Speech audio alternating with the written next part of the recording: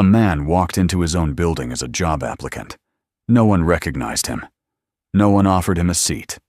He was told to wait outside for a full hour while behind the glass wall, Nathan Cole and Victor Langston laughed with the other executives, mocking the nameless candidate they believed unworthy of stepping foot inside their company. None of them knew that quiet stranger was the true owner of the entire empire. 6 minutes after the door finally opened, everything changed.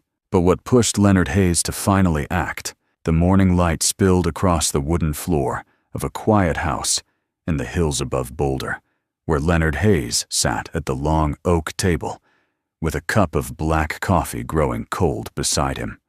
5 years had passed since he last walked into the company he built, and in those 5 years, he had taught himself how to be still. He ran. He read. He rebuilt old engines in the garage until the oil stains under his nails became something familiar again.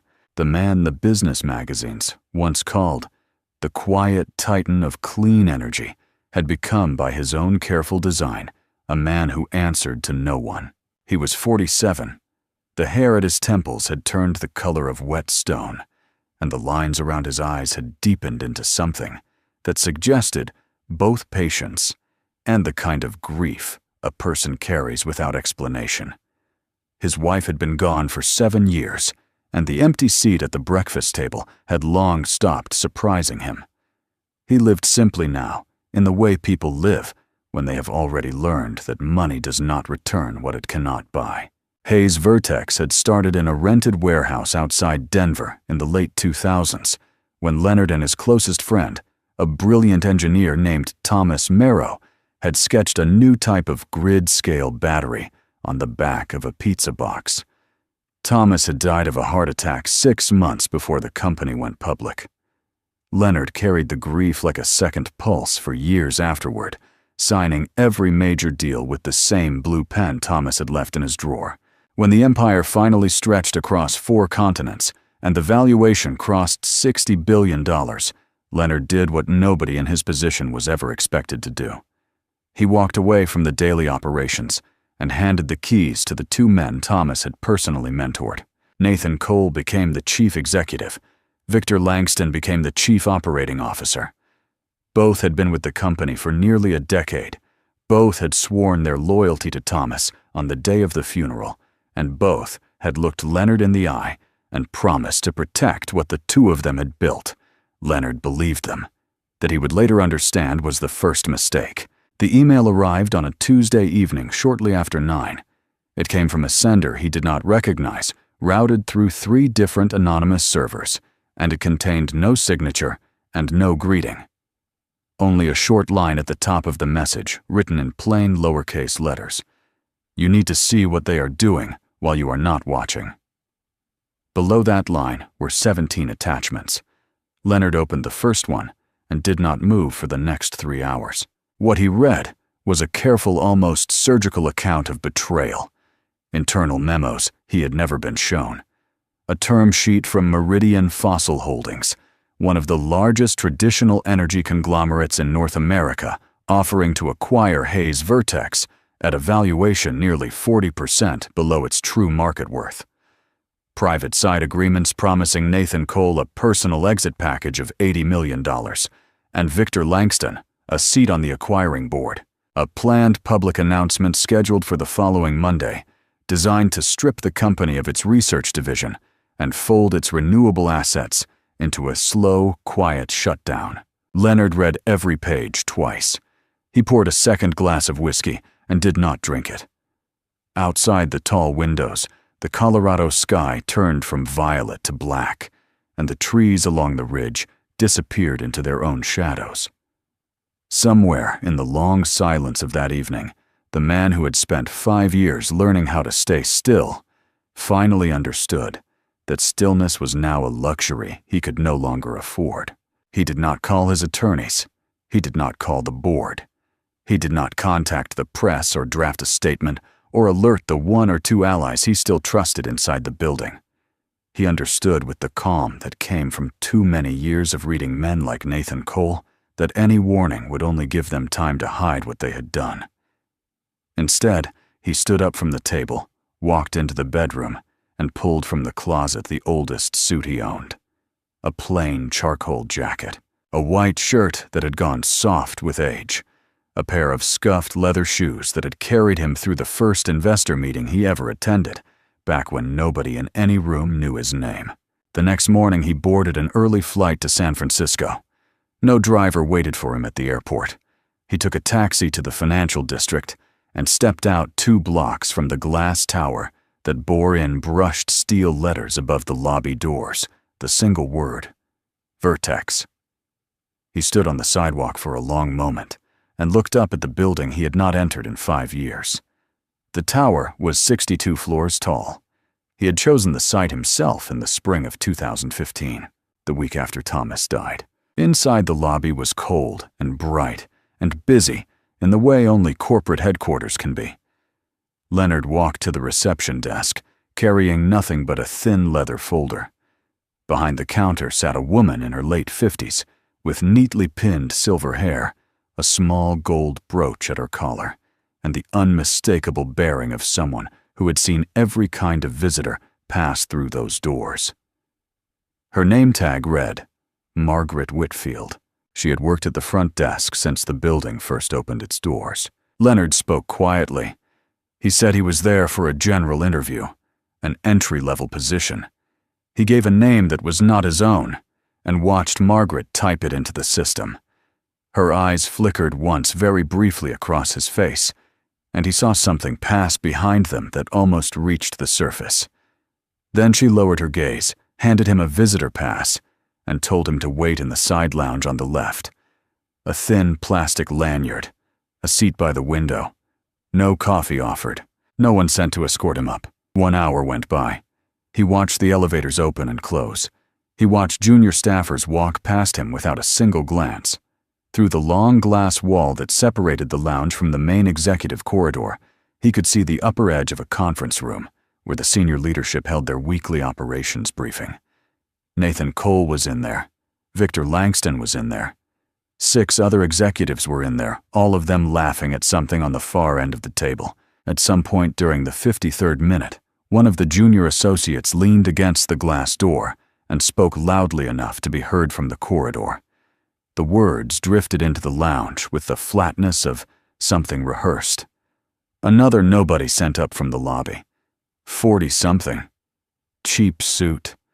Probably a warehouse lifer who thinks he can pivot into tech. Nathan Cole laughed from somewhere deeper in the room. And Victor Langston said something about the kind of people who wasted the company's time pretending to belong in places they did not understand. Leonard listened without moving. He did not turn his head. He did not change the expression on his face.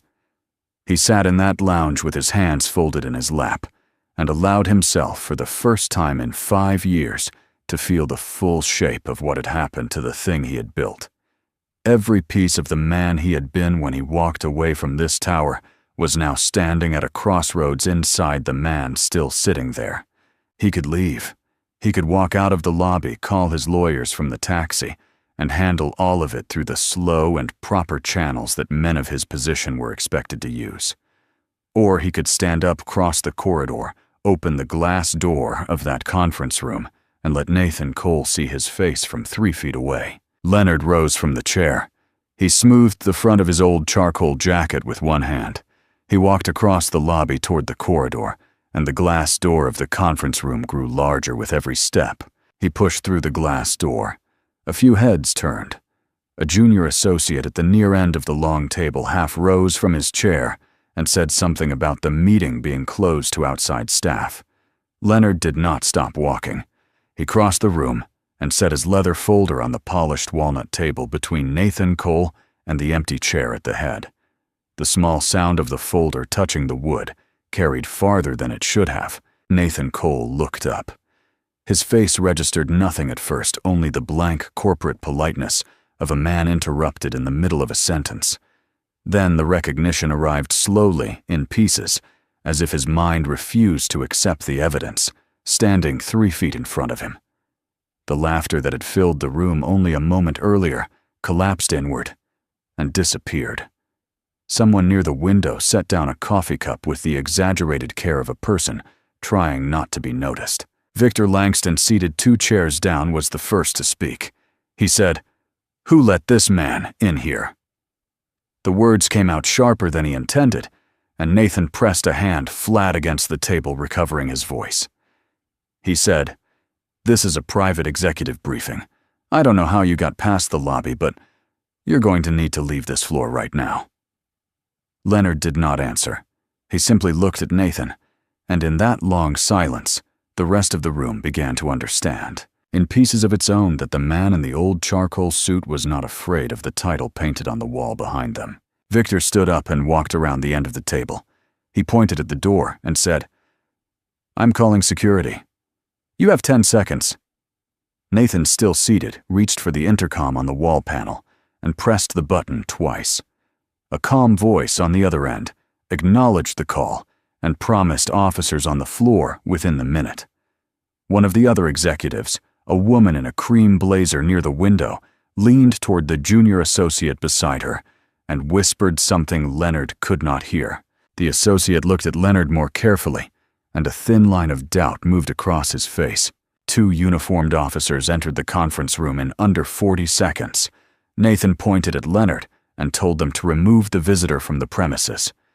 The taller of the 2 officers stepped forward and raised an open hand in the direction of Leonard's shoulder. Leonard lifted his own hand slowly in a small and almost courteous gesture, and something in the quiet confidence of that movement made the officer stop exactly where he stood. The room held its breath. Leonard reached down and opened the leather folder on the walnut surface. From inside the folder, he withdrew a single laminated card roughly the size of a passport and placed it face up on the table between Nathan Cole and the coffee cup. Nobody was drinking. Nathan leaned forward to read it, and the color moved out of his face in a way that was not gradual. Victor Langston stepped closer and looked over Nathan's shoulder. Whatever he read, there caused him to stop moving entirely. The card was a founder identification credential issued by the company itself, signed and sealed under the original corporate charter of 2009. It carried Leonard's full legal name, his photograph, and a 17-digit authentication code that tied directly to the master shareholder registry. Only 2 such cards had ever been issued. Thomas Merrow had held the second one.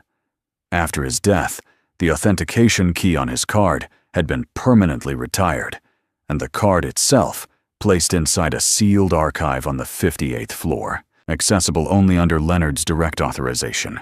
Leonard spoke for the first time since entering the room. His voice was low and measured, and carried no heat at all. He said, "My name is Leonard Hayes. I founded this company in 2009. I am the controlling shareholder of Hayes Vertex. I have been sitting in your lobby in that chair by the window for the last hour." The room went absolutely still. The 2 security officers glanced at each other in a way that made it clear neither one knew whose instructions to follow anymore. Nathan Cole opened his mouth to speak and then closed it again. Victor Langston took 1 full step backward without seeming to realize he had moved. Leonard reached into the folder a second time and withdrew a thin stack of printed documents, perhaps 20 pages in total. He set them down beside the identification card with the same slow precision. On the top page in bold header text beneath the corporate seal were 4 words that Nathan Cole had clearly never expected to see enforced in his lifetime. Founder Override Clause, Section 17. Nathan read them and did not move. Leonard said, "This clause was written into the corporate charter by Thomas Merrow and myself before this company ever went public. It grants the founder, at his sole discretion, the right to reassert direct executive authority over Hayes Vertex at any time, for any reason, without board approval and without prior notice. It has never been invoked. I am invoking it now." From the moment the glass door had opened and Leonard stepped into the room, exactly 6 minutes had passed. In those 6 minutes, he laid out 17 additional documents across the walnut table in careful, deliberate order. The first was the Meridian Fossil Holdings term sheet offering to acquire Hayes Vertex at a valuation almost 40% below its true market worth. The second was the side agreement promising Nathan Cole a personal exit package of $80 million. The third was Victor Langston's private appointment letter to the acquiring board. The remaining 14 were internal memos, financial projections, and encrypted message transcripts showing the full timeline of the planned sale extending backward nearly 11 months into the company's operations. Nathan Cole stared at the documents without reaching out to touch any of them. The confidence he had carried into the room a few minutes earlier was now gone from his face in a way that made him look suddenly smaller inside his own suit. Victor Langston, by contrast, went pale and then flushed red, the shift happening across his forehead in the space of a single breath. The other executives at the table did not speak. They did not need to. Each of them was reading, upside down and at whatever distance they could manage the shape of their own future inside those pages. Victor found his voice first. He said, "These documents are fabricated. Whoever sent them has an agenda. You are walking into something you do not understand." Leonard. His words came out too fast and landed in the wrong places.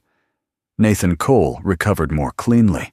He straightened his jacket, folded his hands together on the table, and lowered his voice into the practiced calm of a man who had talked his way out of boardrooms for 20 years. Nathan said, "Leonard, I understand how this looks. I understand why someone would want you to see it this way. But you have been away from this company for 5 years. The landscape has changed. There are pressures, regulatory and financial, that you do not have the full context on. Let the three of us sit down privately before you make a decision you will regret." Leonard looked at him for a long moment and answered quietly. He said, "I have already made the decision." Victor tried a different angle. He turned to the other executives in the room and raised his voice slightly, the first real crack in his composure. He said, "This is a hostile takeover attempt. Hayes has been out of the company for half a decade. He is emotionally compromised. He has no current knowledge of our operations, our partnerships, or our regulatory environment. Any action he takes in this room without board consultation will be legally challenged within the hour." One of the junior executives at the far end of the table shifted uncomfortably in his seat, and Victor caught the movement and turned on him. Victor said, "I am telling all of you this man cannot do what he is claiming to do. There are procedures, there are protocols, there are contracts." Leonard turned his head toward him. He said, "Read the clause." Nathan Cole tried once more, gentler this time, almost softly. Nathan said, "Leonard, we were Thomas's friends too. You know that. Whatever you have been shown, let us explain it." Leonard answered without raising his voice. He said, "Thomas is the reason I came back. You do not get to use his name against me in this room." Leonard drew one more sheet from the folder. It was a single-page document on formal corporate letterhead, drafted by his personal counsel and held in escrow for 5 years, waiting for exactly this kind of morning. He signed it in front of everyone with the blue pen Thomas Merrow had left behind, in a desk drawer on the day he died. The nib scratched twice across the paper, and Leonard slid the page across the table toward Nathan Cole. He said, "Effective at this moment, your position as Chief Executive Officer of Hayes Vertex is terminated. Your access credentials will be revoked before you reach the elevator. Your company devices remain on this table. Your personal counsel will be contacted by the end of business today." Nathan's mouth opened. Nothing came out of it. Leonard did not wait for a response.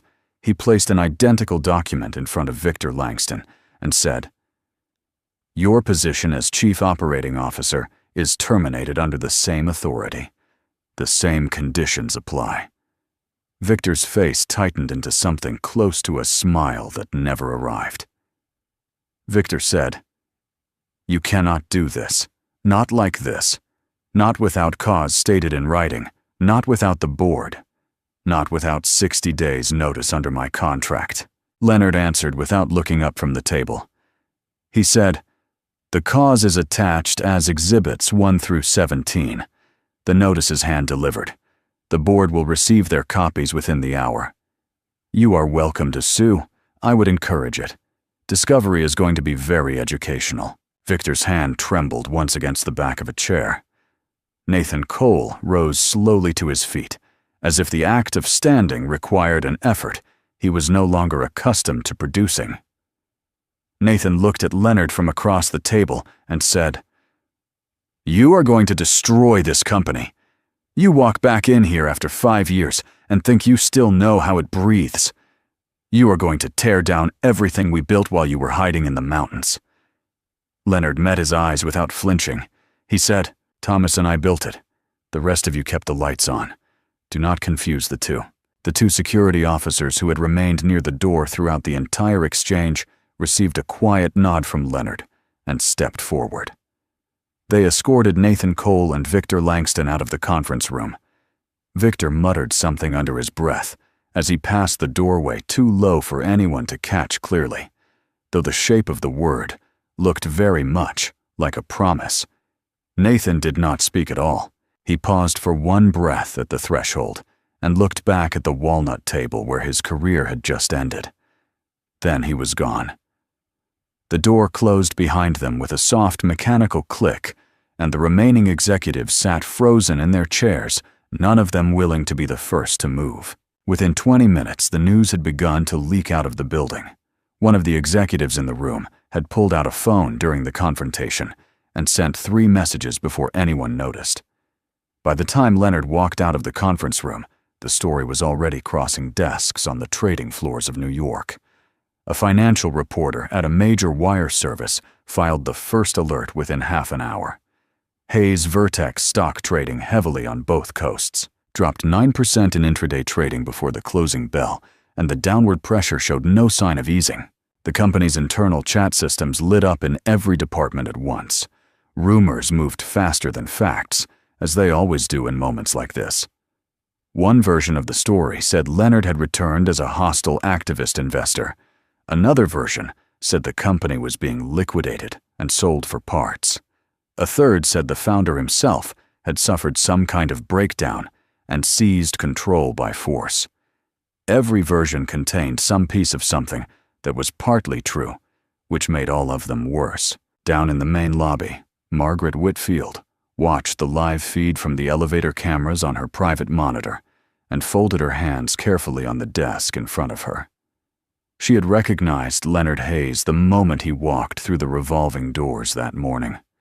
She had recognized him by the particular tilt of his shoulders, by the quiet cadence of his voice when he asked for the interview, and by the way he wrote his own fake name too neatly on the visitor log, the handwriting unmistakable to anyone who had filed 15 years of his signed memos. She had chosen for reasons of her own to say nothing and let him see what he needed to see. She was not smiling. She was not frowning. She watched the stock ticker on the corner of her screen and understood with the quiet clarity of a person who had watched this tower from the inside for 15 years, that the long calm of the last 5 years was finally over. By sunset, 3 separate law firms had filed preliminary notices of dispute on behalf of the terminated executives. 2 board members had demanded an emergency session scheduled for the following morning.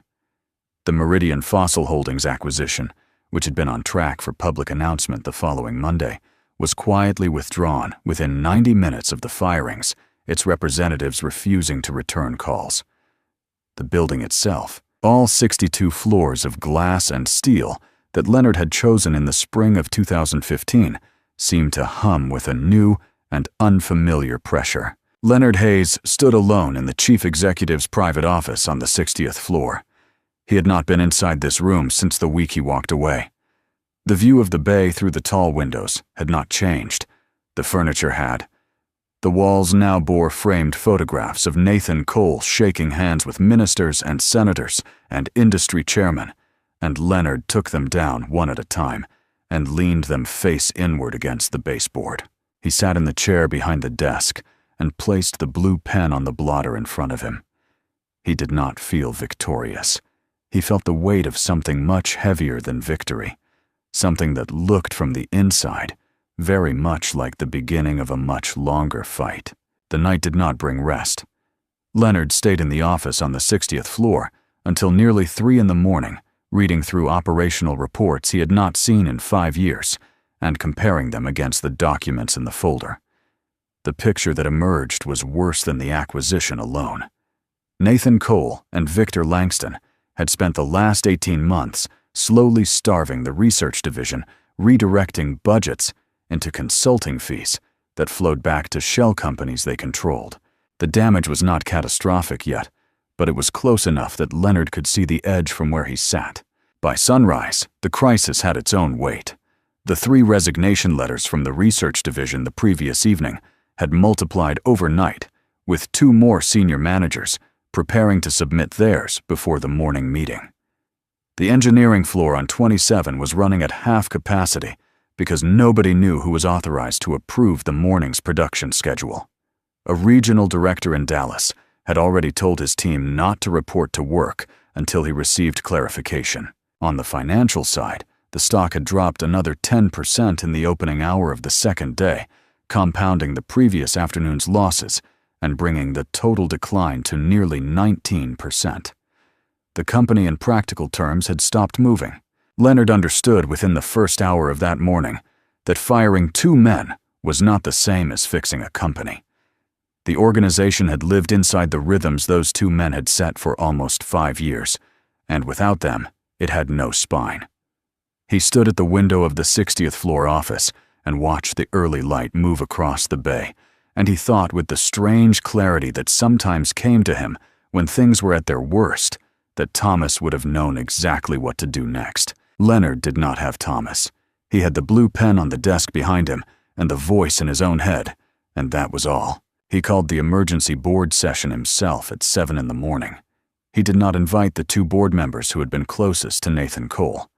He did invite the company's general counsel, the head of internal audit, and a handful of senior managers from the research and operations divisions who had been with the company since the early years. They arrived within the hour.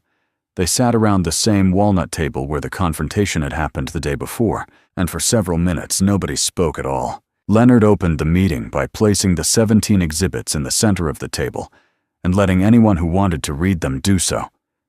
He did not make a speech. He said, "I am not here to ask for your support. I am here to tell you what I know, and to ask each of you to decide in the next 24 hours whether you want to help rebuild this company under the original charter, or whether you want to leave with a full severance and no questions." The general counsel read the exhibits first. When he finished the 11th document, he set down his reading glasses and said only, "I'm in." One by one, over the next hour, the others followed him. Later that morning, Leonard asked Margaret Whitfield to come up to the 60th floor. She arrived wearing the same small gold brooch she had worn the day before, and when she stepped into the office, she did not speak until he invited her to sit. Leonard said, "You knew who I was yesterday. Why did you say nothing?" Margaret folded her hands in her lap and answered in her careful voice.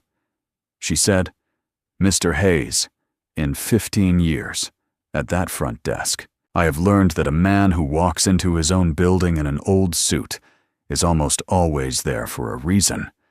I decided the reason would explain itself in due time." Leonard looked at her for a long moment and simply nodded. He asked her to stay on in a new role reporting directly to his office, overseeing internal communications across the entire building. She accepted without changing expression, but as she rose to leave, she said quietly, "It is good to have you back, sir." The anonymous email had been the thread that pulled everything apart, and Leonard had not forgotten it. It took the internal audit team less than a day to trace the sender back through the 3 anonymous servers, working with a forensic specialist Leonard brought in from outside the building. The sender turned out to be a 29-year-old analyst in the corporate finance division named Daniel Reeves. He had been with the company for 4 years, and he had stumbled across the Meridian term sheet by accident while reconciling a quarterly ledger. He had spent 3 weeks documenting everything he could find before deciding that the only person who could act on it was the founder nobody in the building ever mentioned anymore. Leonard asked to meet him alone. Daniel arrived at the 60th floor office looking like a man who fully expected to be fired. Leonard asked him to sit. He said, "You risked your career. You risked a lawsuit. You risked being blacklisted from every finance job in this city." "Why?" Daniel answered quietly. He said, "I took this job because I believed what the company said it was building. When I realized what Mr. Cole was doing, I did not know who to tell. I kept thinking about the interview you gave in 2013, the one where you said a company forgets its purpose the moment its leaders forget who they work for." Leonard answered after a long moment. He said, "Thank you, Daniel. You will not regret what you did." Over the next several days, the company began slowly to find its footing. Leonard did not hire a new chief executive from outside. He named a rotating executive council of 4 senior managers from within the company chosen for their track records and for the quiet ways they had resisted the drift of the previous leadership. He held a live all-hands meeting on the 3rd morning broadcast to every office on every continent, and he spoke for 11 minutes without notes. He told them what had happened. He told them what had almost happened. He told them what the company was going to be from that day forward. He did not make promises he could not keep. He ended the broadcast by saying, "If you are still here next Monday, I will assume you are in. If you are not, I will understand. Either way, thank you for what you have already given." Nathan Cole and Victor Langston filed their lawsuits within 72 hours, exactly as Leonard had expected. The founder override clause held under review. The evidence against both men was overwhelming, and within 6 weeks the civil suits were withdrawn, and both men were under separate federal investigations for securities fraud and breach of fiduciary duty. Meridian Fossil Holdings formally abandoned its acquisition interest in a one-line press release. The Hayes Vertex stock, which had bottomed out near 19% below its pre-crisis price, recovered those losses within 3 weeks and then kept climbing. On a gray Tuesday morning, almost 2 months after the day in the lounge, Leonard walked through the glass doors of the building one more time. He wore the same old charcoal jacket. He carried the same thin leather folder. He stopped at the reception desk, and Margaret Whitfield looked up from her monitor and said, "Good morning, Mr. Hayes." Leonard smiled faintly for the first time in a long while. Behind him, the lobby was full of employees moving toward the elevators, and several of them turned to look, not with the curiosity of strangers, but with the quiet acknowledgement of people who worked for someone whose name they now understood. He took the elevator to the 60th floor. He passed through what had once been Nathan Cole's office and was now again simply the founder's office.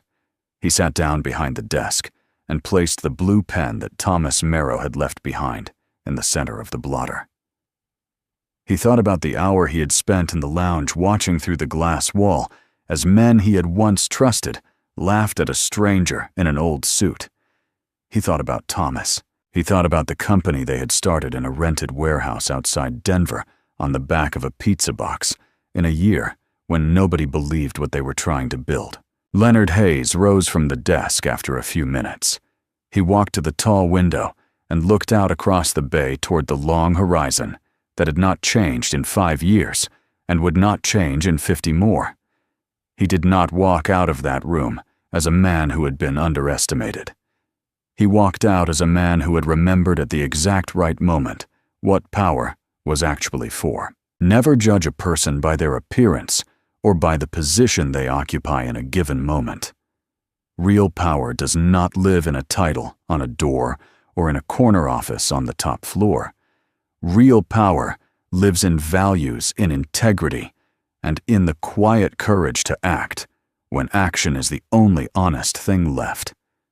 When an organization forgets the principles it was built on, its collapse becomes only a matter of time. And sometimes, a single hour of being overlooked is enough to change everything that follows.